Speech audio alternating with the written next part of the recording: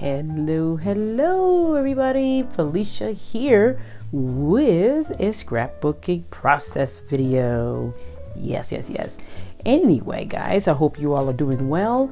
I am doing okay right now, and I say that because school has started, but I'm still finding time to go ahead and scrap because I have to.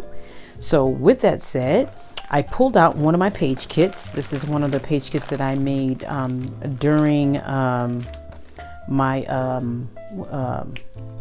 winter break. I couldn't remember. Anyway, so this is one of the page kits that I pulled out during my winter break.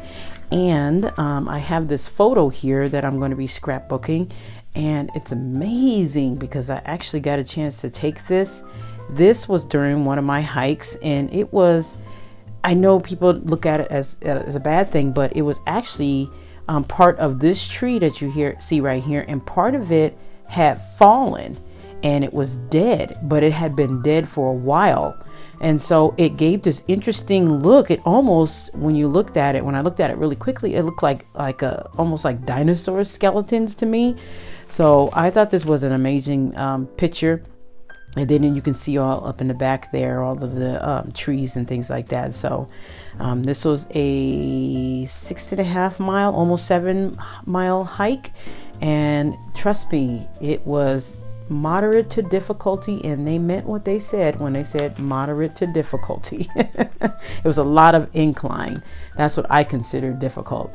So what I'm going to do is I'm going to go ahead and scrap this photo, and I'm going to tell you what happened as I'm scrapping that photo on the hike, as well as tell you what I'm using and things like that, because I'm using a lot of stuff from my stash. Alrighty, so we're going to go ahead and get started. Hello. Alrighty, I am going really fast here. I know it's at the speed that I normally put it at, but it is going pretty fast. Anyway, so we're going to go ahead and get started. I am cutting my paper, I should say. Not paper, picture, photo. I was going to be cutting the white edges off and everything. I did that, and then I cut and I mounted it on some of the kind of off whitish color cardstock, so I can have an off whitish background instead of a white. So I hope you can see that, even though I don't think you can, but I hope you can a little bit there because it's not quite white. Anyway, so now I am arranging this photo here on the paper to get it going. And this is a page kit that I put together. And yes, you're going to see a lot of older elements in this page kit. And yes, I am, like I said, trying to make sure that I get my supplies used up here and make all these different page kits from what I have in my stash. So you see these wood veneer birds. They are super thick, and they came from Wild Whispers Designs when I was on the design team. I didn't get a chance to use them then, but I'm using them now, and they are the bomb. So if you're ever wondering where they came from, I don't know if they still have these in their shop. So I could possibly still leave a link down at the bottom for Wild Whispers Designs, and then you can go in and check it out because they do have a lot of other stuff in there. I loved their paper. I loved their products when I was on there. I loved their stamps and everything else. They were absolutely wonderful. And one of the reasons why I had to leave the design team was because of time management. So I remember I had to leave a lot of design teams when I started back to school. But now I am back, and I am got everything under control. I am trying to, make my schedule, flow. And there's some hit and misses here, but I'm doing actually pretty good this year instead of last year. So I feel better about that. So as you can see, I'm trying to arrange this the way I would like. I have a lot of older elements. These older elements have been in my stash for a while. Some of them have been in my stash, I don't want to tell you, but for over a decade. And yes, I've been scrapbooking for a long time. And I'm using them now.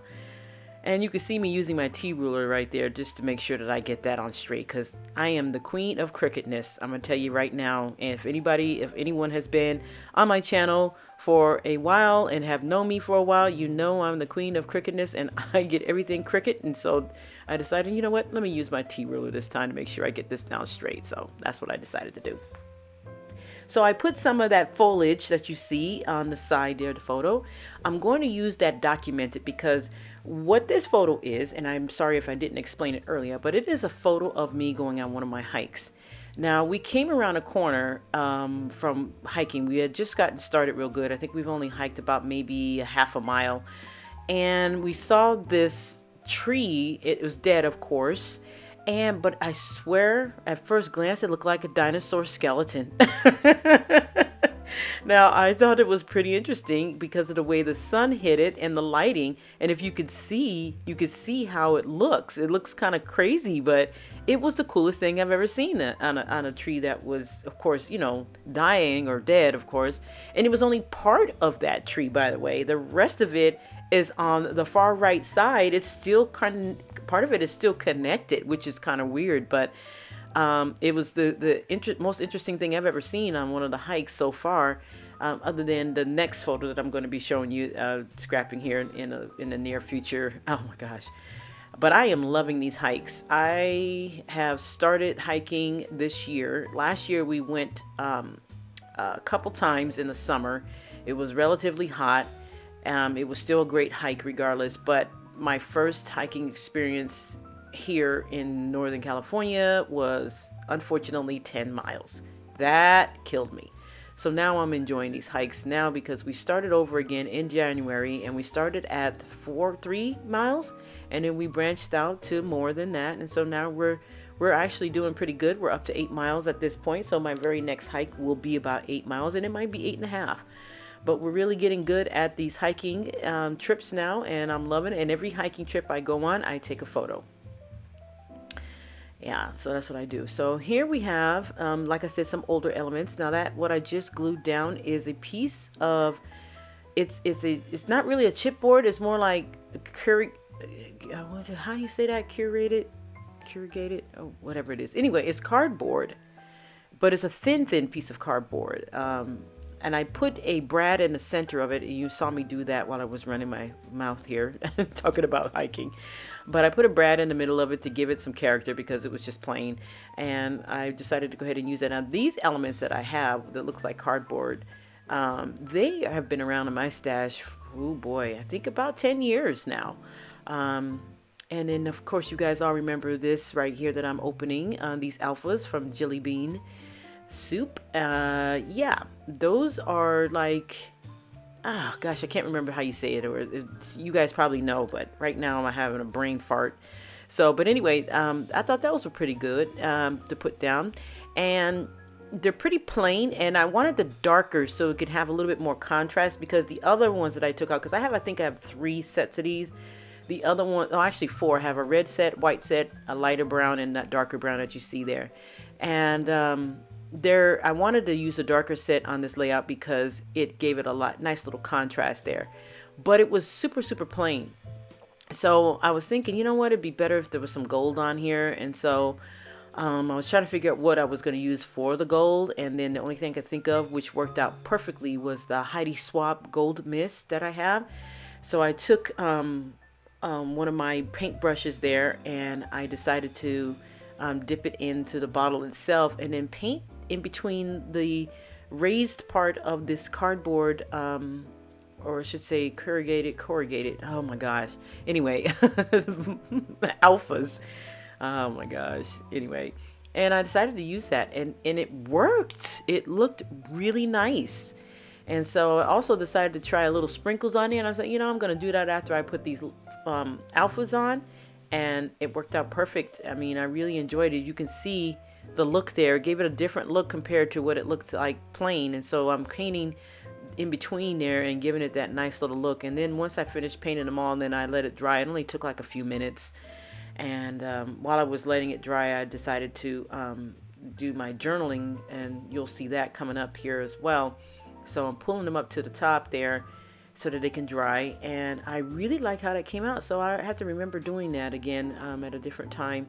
But yeah, so it's, feel free to make your alphas or whatever embellishment you use, or even paper. Feel free to do whatever you want to do with it. You can always do whatever you want. pretty much. You don't have to use it as is. You can use it for different things. And like I said, I use the Heidi Swap to paint down in the middle, and you can actually see the alphas better. Whereas versus me not doing it, and they're just kind of sitting there looking all plain. So you can do anything you want with your embellishments. Trust me, they don't have to be necessarily used for what their intended use is. You know, there's always multiple uses. So that's what I did with that. And gluing all the birds down now, the wood veneer birds. And these wood veneer, like I said, are so thick. They are super thick, and I love it. I'm one of those people that I don't care how much dimension I have on my page. I'm not really picky about that because it's going to go in a page protector anyway. So that's how I feel about it. I love the more dimension, the better. I'm just not picky with that at all.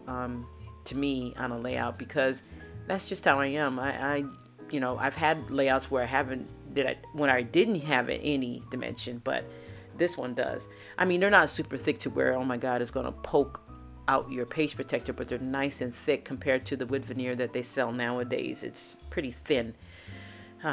So this is going to be, I'm going to be journaling right directly on the layout because like I said, I like to use journaling as part of the decorational element on the page, and you can see that I am using it and the way this turned out, it worked out perfect. So I can put the lines like right there and then kind of continue from one end to the next. You'll see me go over to the other side here. Once I'm done with that, I'm going to connect the lines because I have a lot more to write about, and I realized that. So that's why I had to go back and say, oh, wait a minute, I have a few more things that I'm probably going to need some more space to write on. So that's when you see me go back and connect the lines.